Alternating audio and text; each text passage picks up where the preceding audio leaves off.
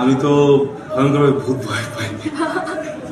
উনি আমাকে এই ধরনের পরীক্ষায় ফেলেছেন, উনি আমার ধৈর্যের পরীক্ষা নিয়েছেন। জীবন থেকে যদি কিছু বাদ দেওয়া যেত তাহলে আনুশকান কি বাদ দিত? আমার জীবন থেকে বাদ দেওয়ার মতো কোনো কিছু নেই। কারণ হচ্ছে গিয়ে জীবনটা সবকিছু মিলিয়ে সুন্দর। এখন বাদ দিলে হবে কি, টেস্ট নষ্ট হয়ে যাবে।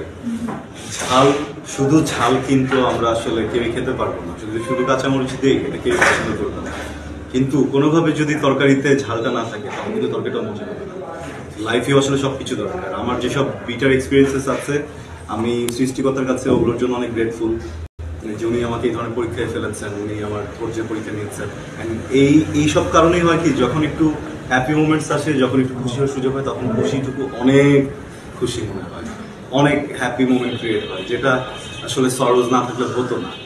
তো ওখান থেকে আমার মনে হয় যে লাইফ ইজ গুড। আল্লাহ আমাকে যে জীবনটা দিয়েছেন, আমি খুবই হ্যাপি এটা নিয়ে, খুবই খুশি। আমি খুবই কৃতজ্ঞ যে আমাকে এই জীবনটা উনি দিয়েছেন। আমি খুবই কৃতজ্ঞ। সব মিলিয়ে আলহামদুলিল্লাহ। আপনার বিগেস্ট ফিয়ার কি? আমি তো ভয়ঙ্করভাবে ভূত ভয় পাই। হ্যাঁ, যেটা হয় যে আমি কখনো হরর কিছু দেখি না, কিন্তু যদি দেখে ফেলি, এখনো আমার একটু রাতে যে মনে হয় যে কেউ হাঁটছে, শব্দ হচ্ছে। তা আমি যদি কখনো হরর কিছু দেখতে যাই, আমি আগেই ওয়াশরুম থেকে ঘুরে এসে রাতে যেন